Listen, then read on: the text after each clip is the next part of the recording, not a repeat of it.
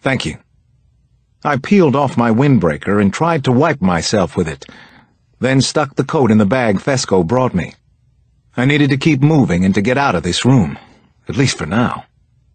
I headed toward the stairs and found Bree just coming down. "Alex? Jesus, what happened to you?" she asked. I knew if I started to explain, I wouldn't be able to finish. "We'll talk about it later, okay?" I said. "What's going on upstairs?" She looked at me strangely, but didn't push it. "More of the same. Bad stuff. 3rd floor, Alex. 2 more kids. I think they were trying to hide from the killers, but it didn't work." A photo flash ghosted the stairwell as we climbed. Everything seemed hallucinogenic and unreal to me. I was outside the scene, watching myself stumble through it. Ellie had been murdered. I tried again, but I couldn't process the thought. No blood on the stairs or in the hall, I noticed, trying to focus on evidence, trying to do the job. It was freezing cold, with a hatch door open overhead. November 3rd, and the forecast was for single-digit temperatures overnight. Even the weather had gone a little crazy. "Alex?" Bree was waiting up ahead, standing at the doorway to a room on the 3rd floor. She didn't move as I approached. "You sure you're okay to be here?" she asked, speaking low so the others wouldn't hear. I nodded and peered into the room. Behind Bree, the 2 little girls' bodies were crisscrossed on an oval rag rug. A white canopy bed was broken into pieces, collapsed in on itself as if someone had jumped too hard on it. "I'll be fine," I said. "I need to see what happened here. I need to begin to understand what it all means. Like, who the hell was jumping on that bed?" Chapter 4. But I didn't even begin to understand the horrible murders of 5 family members. Not that night, anyway. I was as baffled as everybody else about the possible motivation of the killers. What made the mystery even deeper was something that happened about an hour after I got to the crime scene. 2 officers from the CIA showed up. They looked around, then left. What was the CIA doing there? It was a little after 3:30 in the morning when Bree and I finally got back home to 5th Street. In the stillness of my house, I could hear Ali's little boy snores wafting down from upstairs. Reassuring and comforting sounds, to be sure. Nana Mama had left the hood light on over the stove, and she'd saran-wrapped a plate of the last 4 hermit cookies from dessert. We took them upstairs, along with glasses and a half-full bottle of wine. 2 hours later, I was still awake and still messed up in the head. Bree finally sat up and turned on the light. She found me sitting on the edge of the bed. I could feel the warmth of her body against my back, her breath on my neck. "You sleep at all?" she asked. That wasn't really what she wanted to know. I knew the mother, Bree. We went to Georgetown together. This couldn't have happened to her, shouldn't have anyway. She breathed in sharply at my revelation. "I'm so sorry, Alex. Why didn't you say so?" I shrugged, then sighed. "I'm not even sure if I can talk about it now," I said. She hugged me. "It's okay. No need to talk. Unless you want to, Alex. I'm here. We were best friends, Bree. We were a couple for a year. I know it was a long time ago, but—" I trailed off. But what? But it hadn't just been kid stuff either. I loved her for a while, Bree. I'm blown away right now. "You want to get off the case?" "No." I'd already asked myself the same question, and the answer had come just as quickly. "I can get Sampson or somebody else from Violent Crimes to cover. We'll keep you up to the second." "Bree, I can't let go of this one." "This one?" She ran a hand softly up and down my arm. "As compared to what, Alex?" I took a deep breath. I knew where Bree was going with this. "It's not about Maria, if that's what you mean. My wife, Maria, had been gunned down when our kids were small. I'd managed to close the case only recently. There had been years of torture and guilt before that.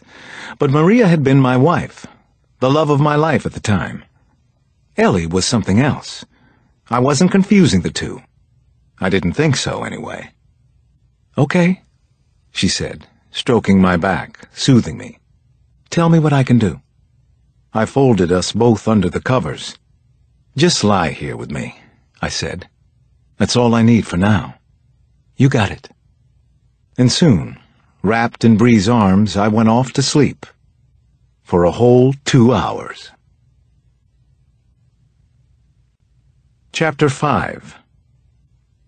"I spy with my little eye a pink newspaper," said Bree. "Over there!"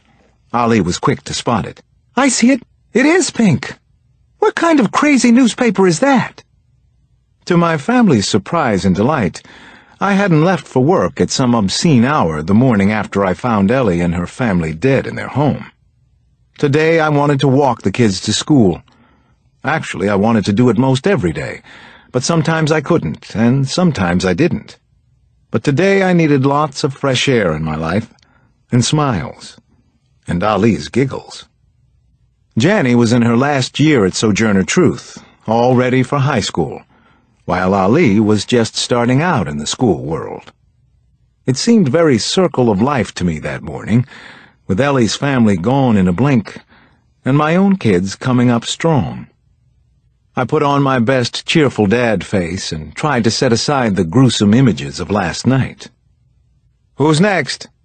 "I've got one," Janny said. She turned a canary-eating grin on Bree and me. "I spy with my little eye a POSSLQ." "What's a POSSLQ?" Ali wanted to know. He was already looking around, moving his head like a bobblehead doll's, trying to spot it, whatever it was.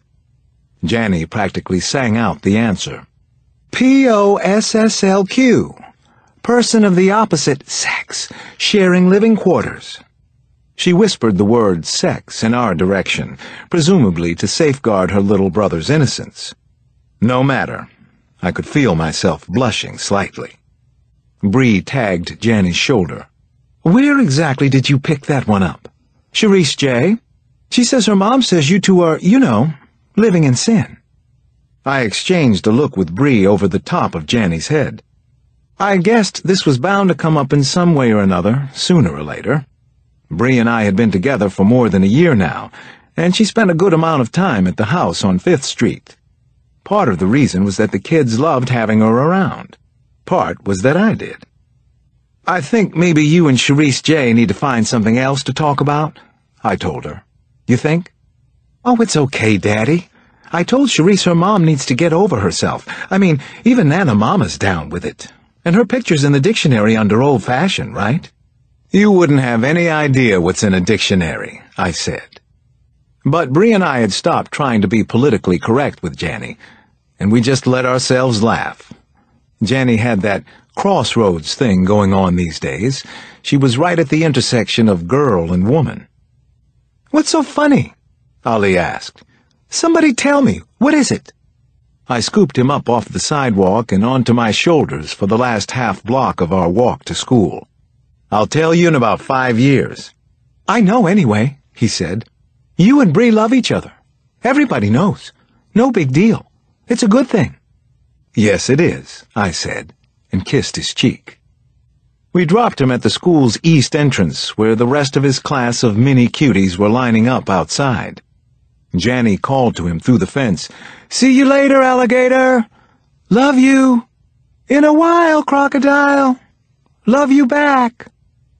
With their older brother Damon off at prep school in Massachusetts, these two had grown closer than ever lately. On weekend nights, Ali often slept on an air mattress at the foot of his sister's bed, in what he called his nest. We left Janny at the opposite side of the school building, where all the older kids were streaming in. She gave us both hugs goodbye, and I held on a little longer than usual.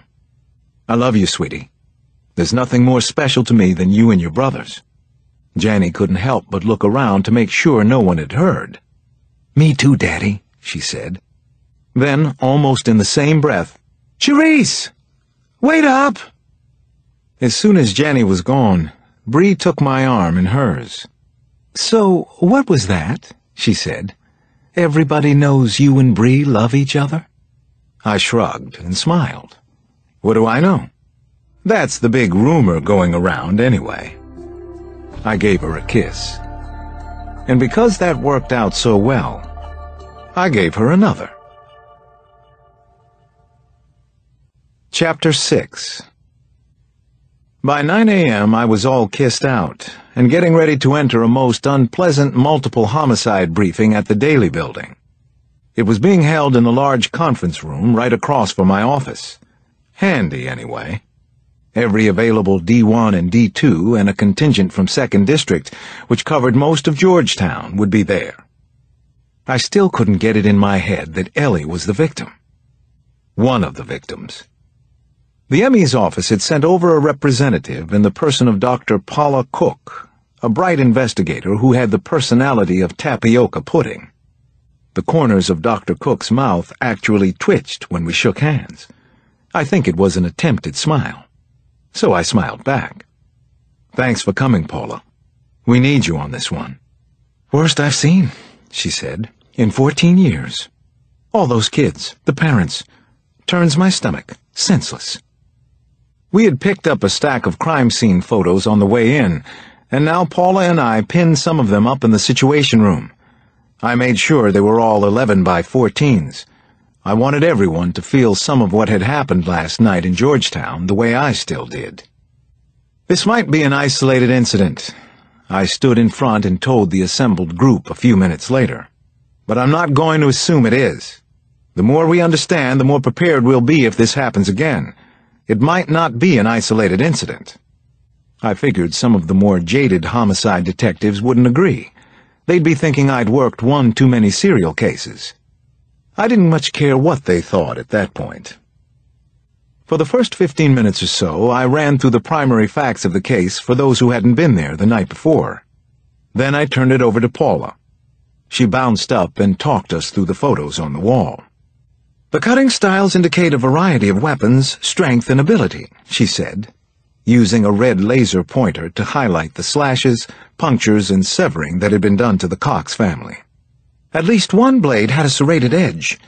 One was unusually large, possibly a machete. The amputations, wherever they occurred, were never done cleanly. Rather, they were the result of repetitive trauma. A detective named Monk Jeffries asked a pretty good question from the front row. "You think they were practicing?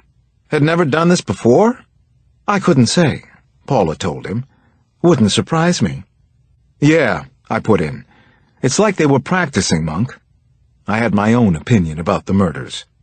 There's something very young about this crime scene. "As in inexperienced?" Jeffries asked. "No, just young. I'm talking about the cutting, the broken bed, the vandalism in general. Also the fact that this was probably done by a group of 5 or more. That's a big group of intruders. When I intersect all those factors, I get a few possibilities. Gang, cult, OC. In that order." "Gang?" another D1 asked from the back. "You ever see gang violence like this massacre?" "I've never seen violence like this, period," I said. "I've got $20 on OC. Any takers?" It was Lou Copeland, a competent but thoroughly obnoxious D1 with Major K Squad. A few of his cronies laughed. Not me. I threw my clipboard across the room. It struck the wall and fell onto the tile. That wasn't like me, so it made an impression. The room was quiet. I walked over to pick up my notes. I saw Bree and Sampson exchange a look I didn't like.